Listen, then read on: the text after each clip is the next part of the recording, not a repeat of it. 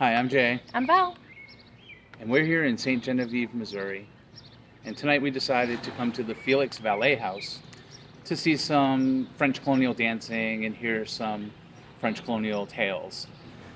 So come along with us as we Jay and Val around St. Genevieve.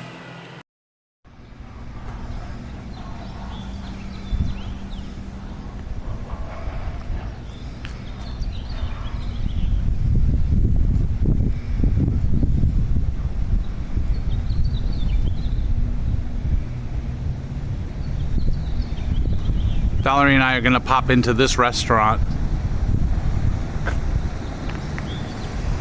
It's called the Old Brick House.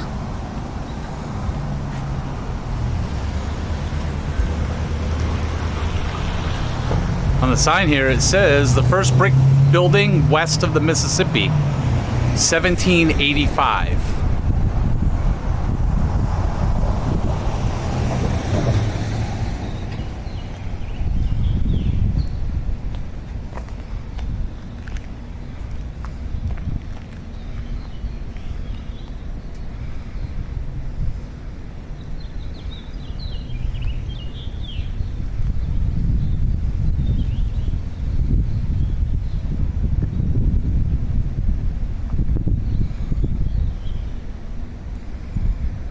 This is cool. This is going to give us a good start to the evening.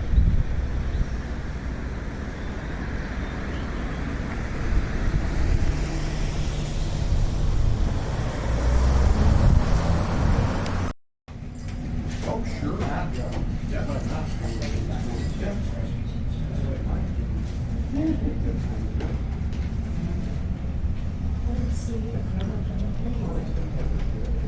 Well, here's you can still get caught in snow, inflation. So, gotta be careful, make sure you got everything something more for work. Yeah, right. For sure.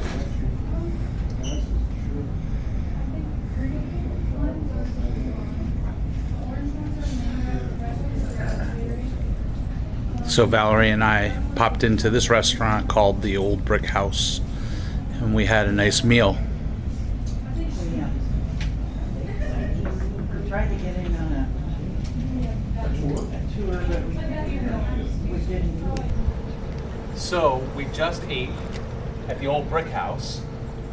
How was your food? It was delicious. They had a buffet, just a real small one. Apparently some of the food's following us. The chicken was awesome.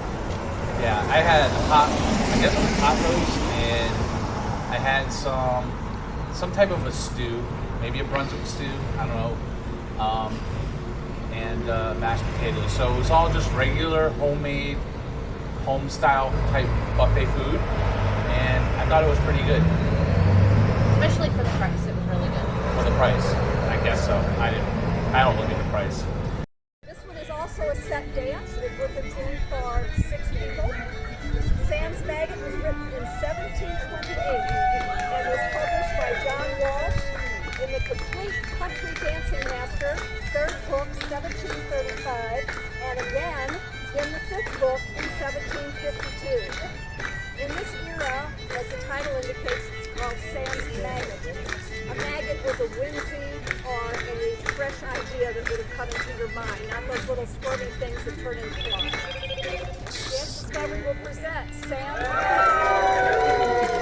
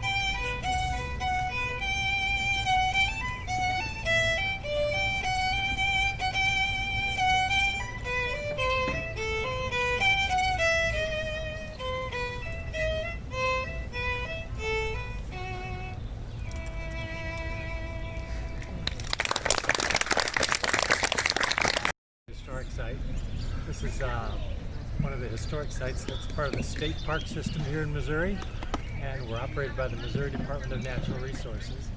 And this is a historic house that was built in 1818 by a man named Jacob Philipson, who was a merchant here in St. Genevieve. And then in 1824, he sold it to the Valle family here in town.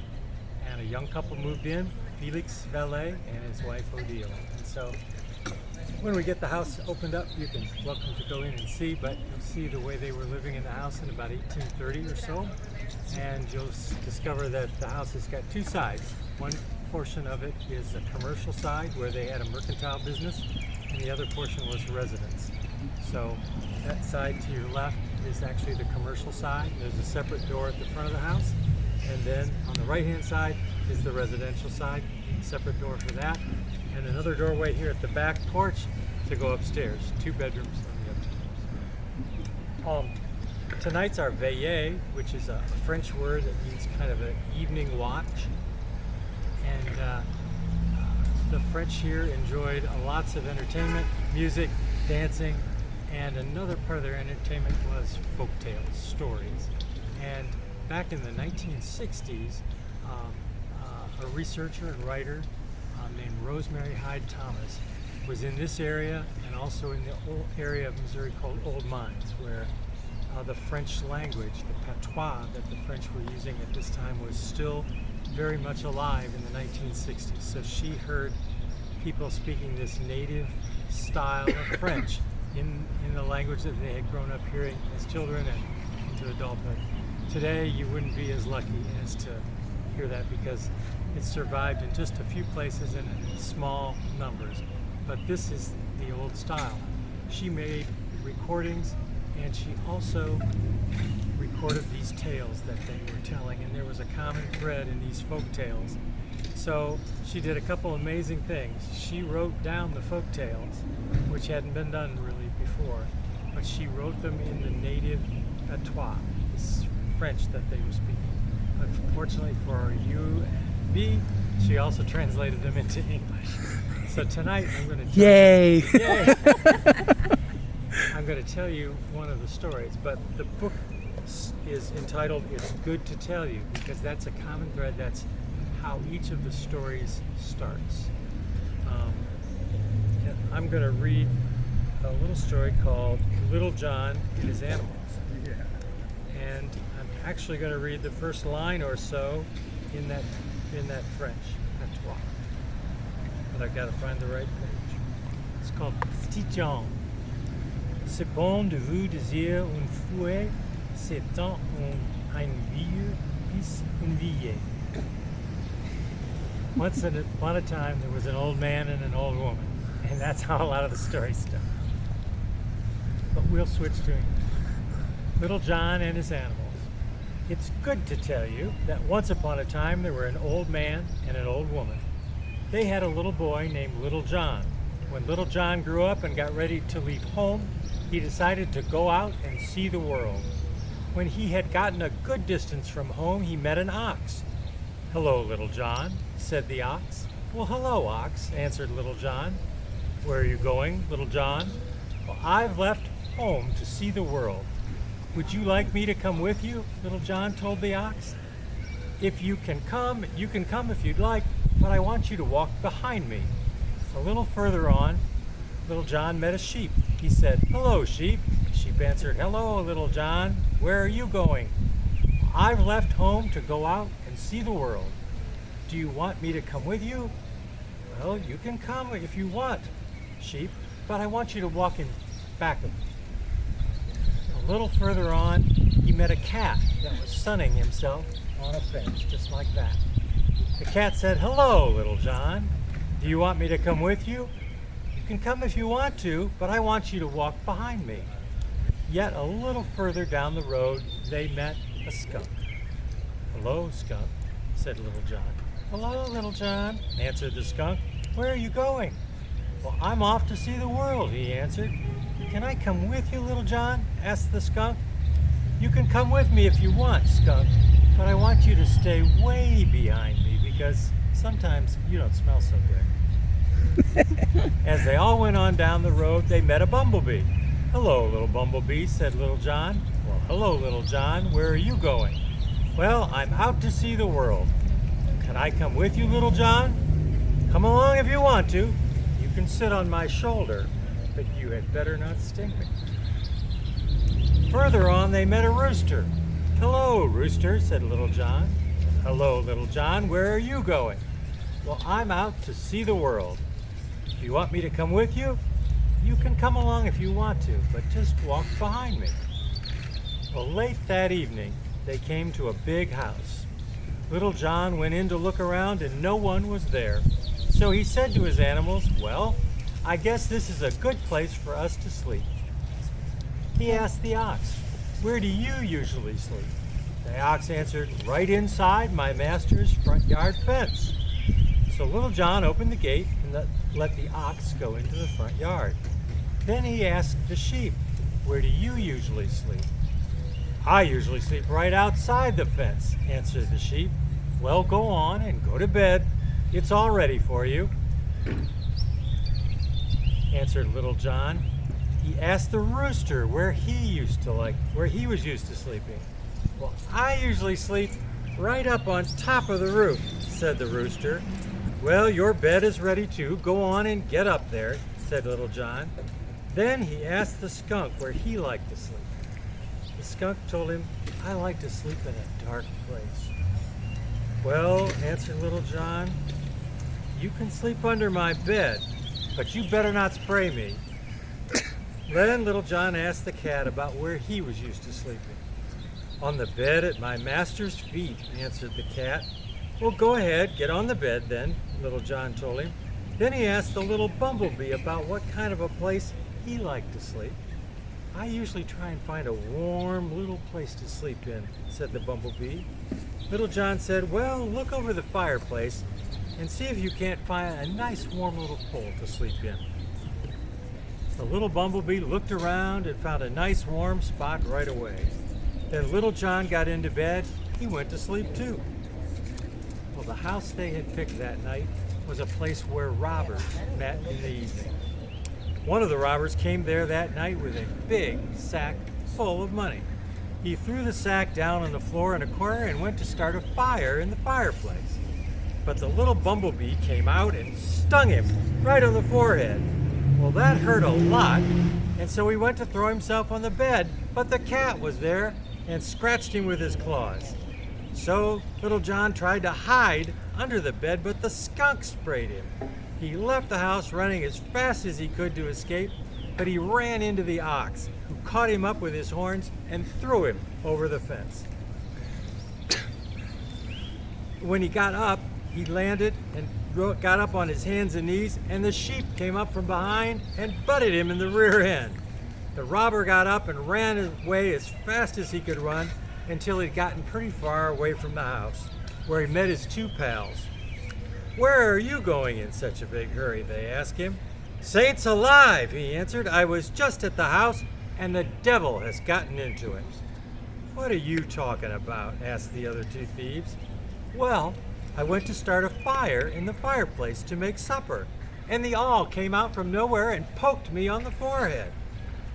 Then I went to lie down for a moment, and the carding combs started scratching me. Then I went to get under the bed to get away, and the watering can was under there, and it sprinkled me. I can't believe how much that hurt and how terrible it smelled. Then I tried to leave the house, and the farmhand was out there with his pitchfork, and he pitched me right over the fence. When I fell on the ground outside the fence, the woodcutter was there with his froe, and he just about split me in two. And on top of that, there was another one there, sitting up on the roof, shouting, "Coo-coo-coo-coo-roo, bring him up here!" I didn't have a chance for that one to do anything to me, and I'm not going back to give him another try. The next morning, Little John woke up, and he found that sack of money lying in the corner. This will be enough money to last me for the rest of my life, he said to himself. He took the sack full of money and all his animals, and he went back to his own house. He fed his animals and took care of them for as long as they all lived. That's the end. Yay! So the house was built in 1818 by Jacob Felix from Philadelphia. Yep. And he was like a lot of other Americans who came out here because of business opportunities after the Louisiana Purchase. So first went to St. Louis about 1808, down here in 1811. And he built this house in 1818. It's really an American-style building. But he was a merchant, so this half of the house was for his business. So there's a front entrance here to go up from the street and come in. And this is where he had his store. And then the Valle family who bought it after him had the same arrangement. They had a partnership called Menard and Valle that operated in this whole region. They traded goods that came from the east, things like cloth, blankets, tools, earthenwares, all sorts of things that were coming by the steamboat. By that time, the steamboat had made it up the river all the way from New Orleans by 1817. So after 1820, the steamboat was bringing tons and tons of goods in, and that's what most of Menard Valley was dealing in. They also dealt in the fur trade, so they traded furs and trappers in the region and the Native Americans in the region as well. So we have it set up as a store here, which is what it would have been through the period of probably early 1840s. Oh, so this is the first Menards. Yeah, in a way, yes. The first Menards, There was yes. also, their partner was Pierre Menard, and he had a store over in Kaskaskia, in the village just across the Mississippi River. So we don't want to step on Mr. Menard's toes, but I understand. Exactly. A little bit of everything. You could buy here, flour, sugar, coffee, tea, whiskey, and a little eating. Did you right? So the parlor is the family side of the house, and if you were visiting in this area, Felix and Odile were a young couple at the time, 1830s, but they were both from prominent families here in St. Genevieve, so this was a pretty stylish house. And you ask about preservation. The house it was their home until they both passed away, both Felix in 1877, Odile in 1894. Afterwards, the house was sold and ended up in the Rozier family, and then in two different Rozier families. But in the 1930s, the United States government started a program called HABS, Historic American Building Survey, and they employed out-of-work historians, architects, draftsmen, photographers, and they studied this building in 1933, and it got kind of a historic designation at that point. So even from then on, people were cognizant of how important the structure was. So there were a lot of changes made over time. Most of the changes were done in a very sensitive way. So for instance, you're looking at all original floor throughout the house, all the original windows, the original sash, even a lot of the original glass is left. Original mantelpiece here, trim around the windows. So, and during the restoration work that was done by the state in the 70s, they tried to preserve as much of the original fabric as possible and put the house back to its original configuration. So, two portraits on the mantelpiece. Felix is on the left, Odile on the right. He lived to be 77. She lived to be 89 years old. Sorry. That's all right. So the parlor was the family space, so I think you would have come here and met Odile, and chances are you would have been speaking French with her.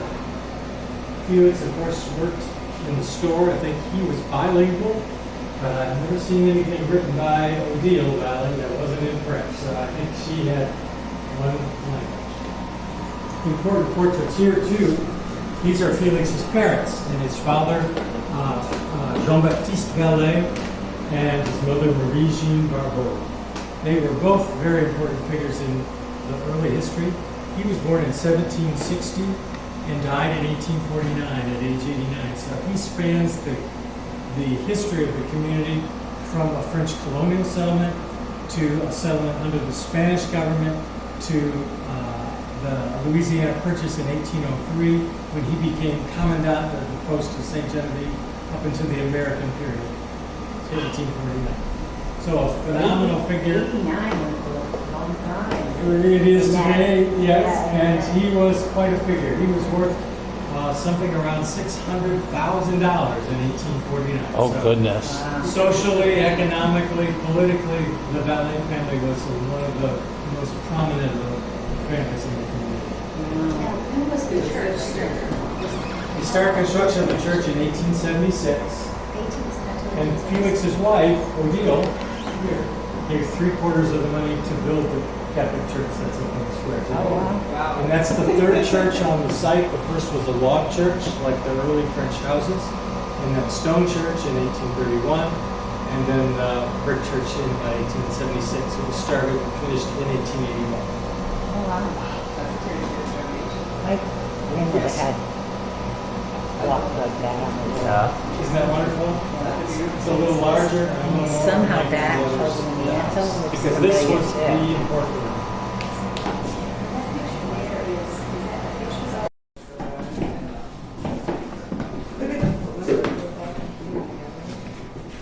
And we have the table set for a pretty stylish dinner. The dishes on the table are English. They're made by Spode. Excuse me, this particular pattern is called Trophies Etruscan, which was produced in the 1830s. Very stylish set. And the silver is also very stylish. Felix and Odile were wealthy enough to afford some of the fancier things available. The dishes were a sign of that, but the silver was even more important. And so this silver was made in St. Louis by St. Louis silversmith. And this particular pattern is called Trophies Etruscan. We don't have Felix and Odile's silver in our collection, but we do know of some pieces that survive, and they're this pattern made in St. Louis too.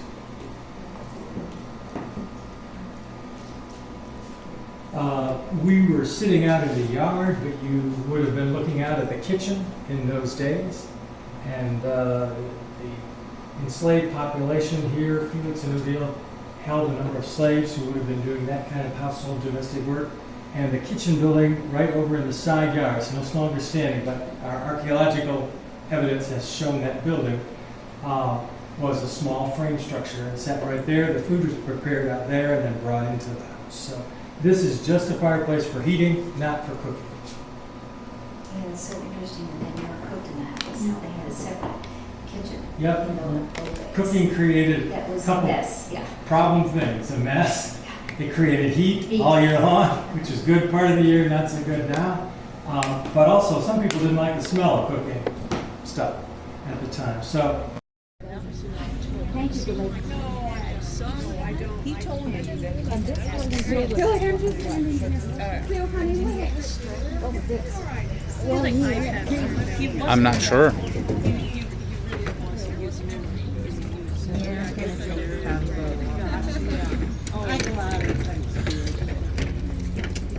What we have here is an herb garden.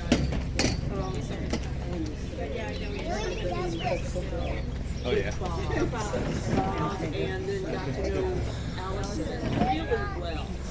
Lemon balm.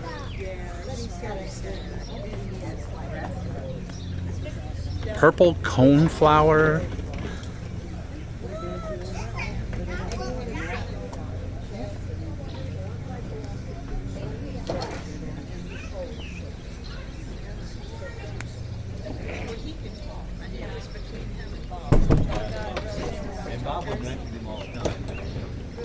Wormwood.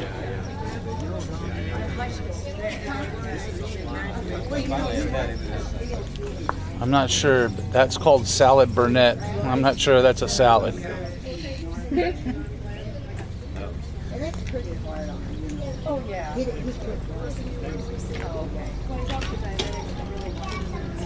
Johnny Jump Ups. That's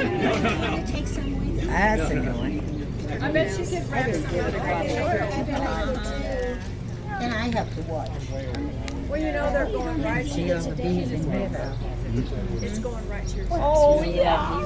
Yeah, right. I'll give it to my neighbors that got children. Go for us. You don't have to eat it. And you don't want to waste it. Lavender and thyme.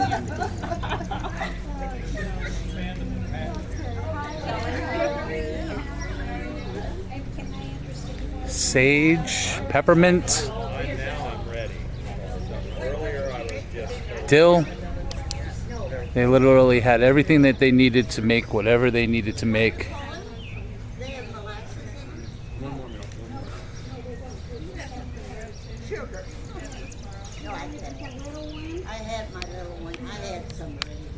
If you know you can't have it, you better.